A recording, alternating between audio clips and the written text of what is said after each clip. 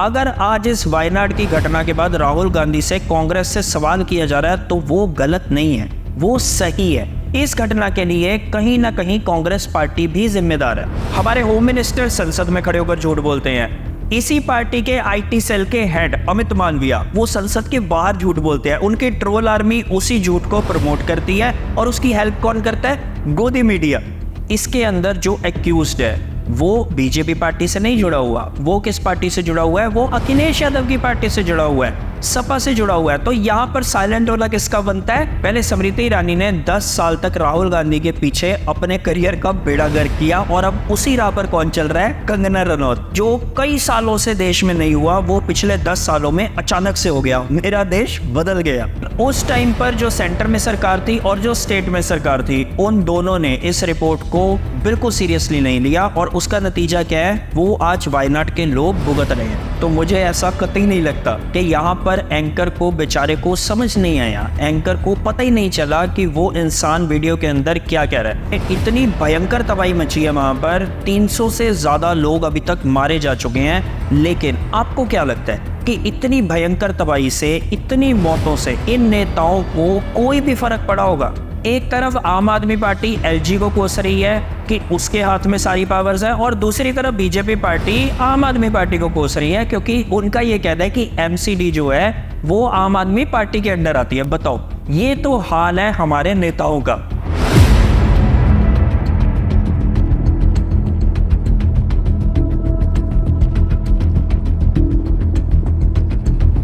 चलो आज आपको दिखाते हैं कि किसी ने मित्रों करके आपके सीने में, आपकी पीठ पे और ना जाने कहां ऐसी ऐसी जगह जहां हम बता भी नहीं सकते छुरा घोंप दिया।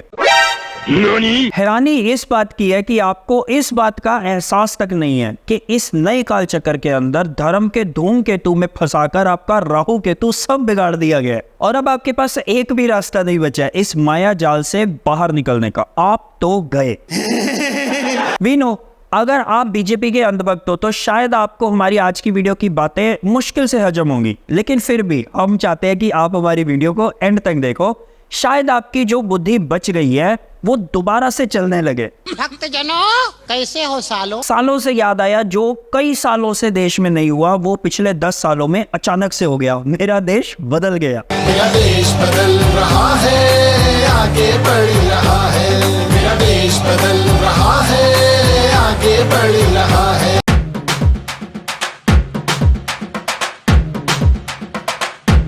हम्बा हम्बा रम्बा रम्बा कम्बा कम्बा। वीडियो शुरू करने से पहले आपसे एक रिक्वेस्ट है, आप हमारी वीडियो को एंड तक देखा करो। अगर यही बात हम वीडियो के लास्ट में कहेंगे वहां तक आप देखते नहीं हो, इसीलिए हम पहले ही कह रहे हैं वीडियो को एंड तक देखना और हो सके तो इसको शेयर भी करना। इसके 2 फायदे हैं। हमें क्या मिलेगा? मोटिवेशन। आपको क्या मिलेगा?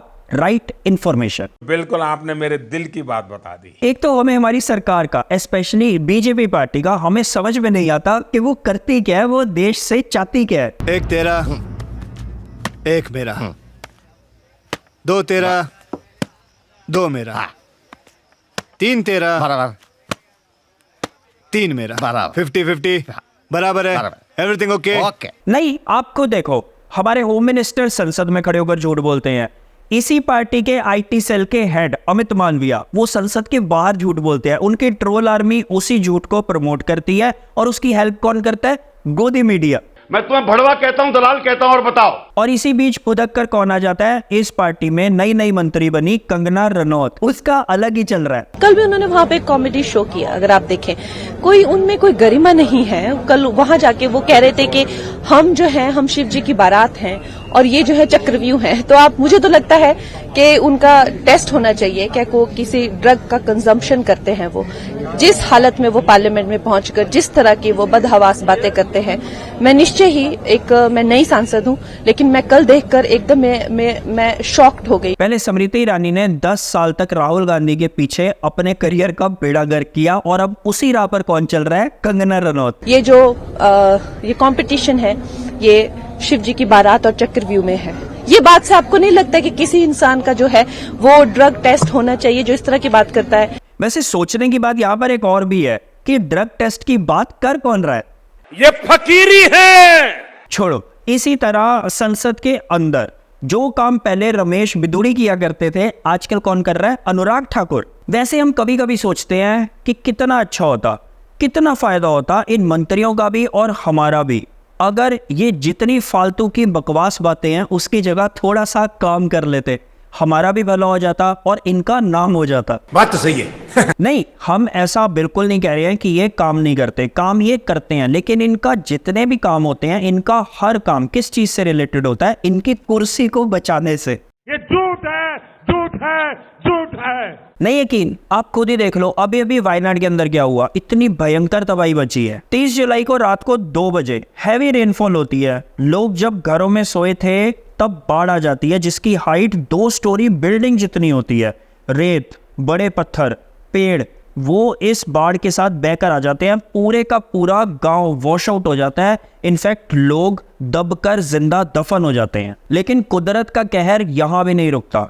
उसके बाद उसी दिन 4 बजे लैंडस्लाइड होता है, नदी का पानी डाइवर्ट हो जाता है और इस लैंडस्लाइड और रिवर का फ्लो इतना तेज होता है, इतना पावरफुल होता है कि आप खुद इमेजिन कर सकते हो कि 50 किलोमीटर दूर तक डेड बॉडीज मिल रही हैं। ऑल इन ऑल सिंपल भाषा में आपको बताएं, इतनी भयंकर तबाही मची है वहां पर, 300 से ज्यादा लोग अभी तक मारे जा चुके हैं। लेकिन आपको क्या लगता है कि इतनी भयंकर तबाही से, इतनी मौतों से इन नेताओं को कोई भी फर्क पड़ा होगा? नहीं। बिल्कुल सही। उसके लिए अंदर आपके ज़मीर जिंदा होना चाहिए, आपके अंदर थोड़ी इंसानियत कहीं किसी कोने में बची होनी चाहिए, जो इन नेताओं में तो आप भूल ही जाओ। अब हम ऐसा क्यों कह रहे हैं? हम ऐसा इसलिए कह रहे हैं क्योंकि इस घटना के बाद होना क्या चाहिए था और हो क्या रहा है, चलो वो देखते हैं। मैं सदन के सामने स्पष्टता करना चाहता हूं, 23 जुलाई को केरल सरकार को अर्ली वार्निंग भारत सरकार की ओर से दी गई थी। 23 जुलाई को 7 दिन फिर 24 को गई, फिर 25 को गई, 26 तारीख को मान्यवर ये कहा गया कि 20 सेंटीमीटर से ज्यादा वर्षा होगी, भारी वर्षा होगी, लैंडस्लाइड होने की संभावना है, मड भी रस होकर आ सकता है और लोग इसके अंदर दबकर मर भी सकते हैं। मैं कुछ कहना नहीं चाहता था मान्यवर, मगर भारत सरकार की अर्ली वार्निंग सिस्टम पर सवाल किए गए, इसलिए मैं कहता हूं प्लीज लिसन अस, मत चिल्लाइए, please read it.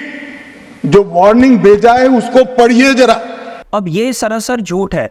The Hindu newspaper के अंदर पूरे का पूरा आर्टिकल छपा है, उसका लिंक हम नीचे डिस्क्रिप्शन में डाल देंगे, आप चाहो तो उसको जाकर खुद पढ़ भी सकते हो। ऐसी कोई वार्निंग कभी नहीं दी गई थी, मतलब वार्निंग दी गई थी लेकिन इस लेवल की नहीं दी गई थी। कोई रेड अलर्ट कभी नहीं दिया गया था, ज़्यादा से ज़्यादा येलो और ऑरेंज अलर्ट दिया गया था, जिसका मतलब होता है कि अभी एक्शन लेने की ज़रूरत नहीं है। हाँ, रेड अलर्ट दिया गया था घटना होने के बाद, मतलब जब ये तबाही मच चुकी थी उसके बाद रेड अलर्ट को जारी किया गया। फिर दूसरा incident, leader of opposition Rahul Gandhi, वो जब वायनाड जाता है उसके ऊपर अमित मालविया का क्या रिएक्शन आता है, जो बीजेपी आईटी सेल का हेड है, उसका क्या रिएक्शन आता है? वो एक वीडियो को वायरल करता है, क्या दिखाकर कि वहां पर जो लोकल्स हैं वो राहुल गांधी का विरोध कर रहे हैं।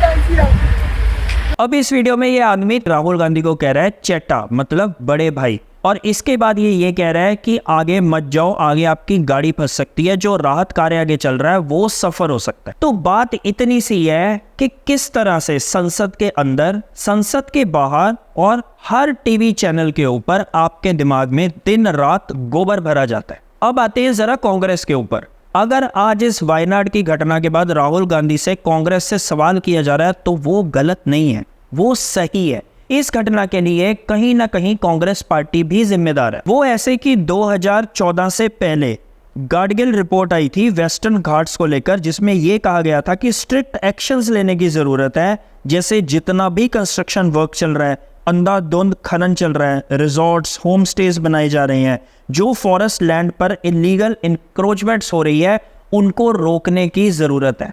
लेकिन उस टाइम पर जो सेंटर में सरकार थी और जो स्टेट में सरकार थी, उन दोनों ने इस रिपोर्ट को बिल्कुल सीरियसली नहीं लिया और उसका नतीजा क्या है, वो आज वायनाड के लोग भुगत रहे हैं। और ये हर कोई जानता है कि उस टाइम पर सेंटर में और स्टेट में बीजेपी पार्टी नहीं थी। इनफैक्ट केरला में तो बीजेपी पार्टी कभी थी ही नहीं। ऐसा ही एक इंसिडेंट हमने अभी रिसेंटली पास्ट में भी देखा, दिल्ली में ओल्ड राजेंद्र नगर में, जहां पर 3 स्टूडेंट्स जो IAS की तैयारी कर रहे थे, उनकी मौत हो जाती है एक बेसमेंट में पानी भरने से, एक कोचिंग इंस्टीट्यूट के। राउज इंस्टीट्यूट नाम के इस कोचिंग सेंटर के अंदर इनलीगल तरीके से बेसमेंट के अंदर लाइब्रेरी चलाई जा रही थी, वहां पर क्लासेस ऑर्गेनाइज की जा रही थी, जबकि ये खबर सरकार को भी थी, ये खबर कॉरपोरेशन को भी थी, फिर भी इस पर कोई एक्शन नहीं लिया गया। और उसका भुगतान किसने किया?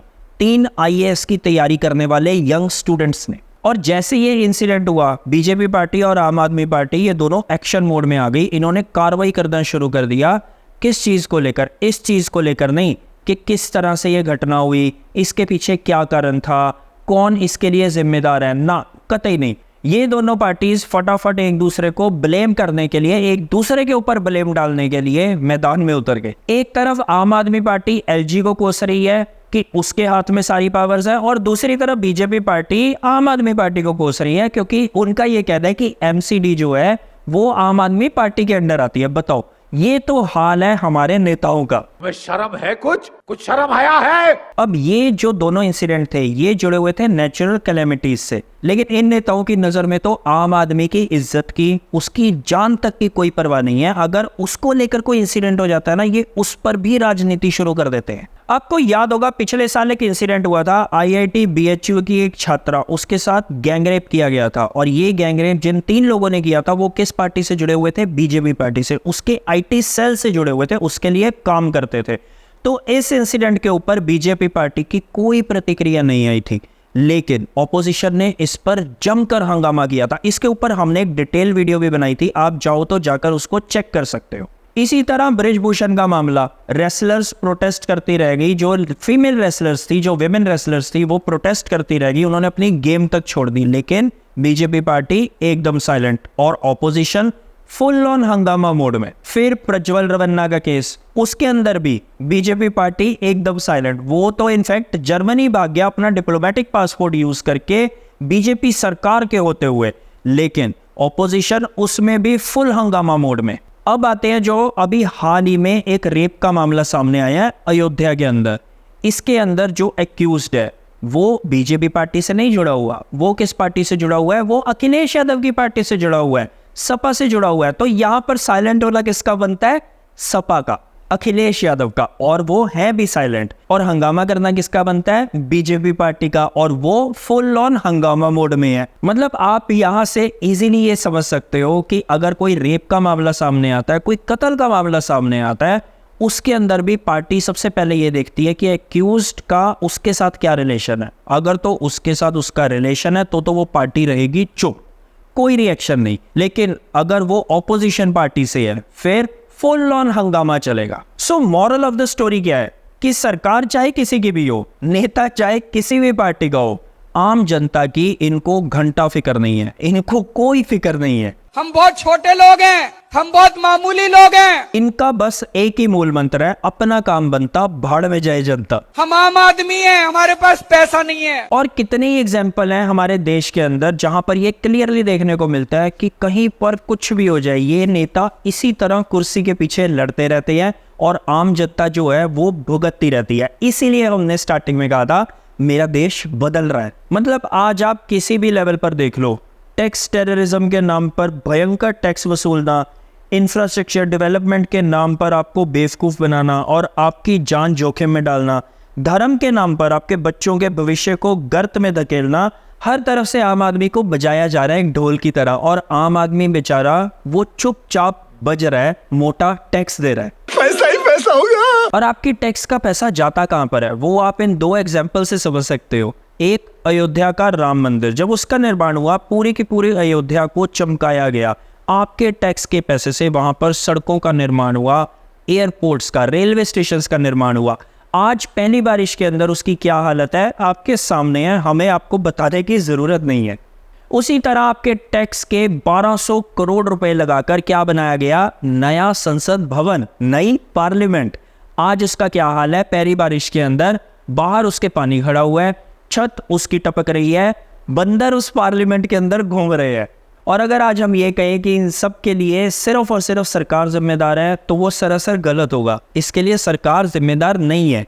इसके लिए कौन जिम्मेदार है? आप, मैं, आम आदमी जिम्मेदार है। क्यों? क्योंकि उसने कभी ये सवाल किया ही नहीं कि अगर वो इतना मोटा टैक्स दे रहा है, अगर उसको इतने बड़े बड़े सपने दिखाए जा रहे हैं, 5 trillion economy, 7 trillion economy, 5th largest economy, 3rd largest economy, विदेशों में भारत का दबदबा, इस तरह के जुमले अगर उसके मुंह पर फेंके जा रहे हैं, तो उनकी ऑथेंटिसिटी क्या है, उनका आधार क्या है, वो कितने सही है। ये बड़ी अच्छी बात कही आप। और अगर हम जैसे लोग उनको पूछने की कोशिश करते हैं, तो उसके लिए सरकार बहुत जल्दी डिजिटल बिल लाने वाली है हमारी आवाज को बंद करने के लिए। लेकिन कोई बात नहीं, वो जब होगा तब होगा। लेकिन जब तक हो सकता है हम इसी तरह आपके सामने आते रहेंगे और सरकार से सवाल करते रहेंगे, और एक ना एक दिन हमें उम्मीद है कि आम आदमी वो भी सरकार से सवाल करना शुरू कर देगा। क्योंकि India is great, be healthy, be happy.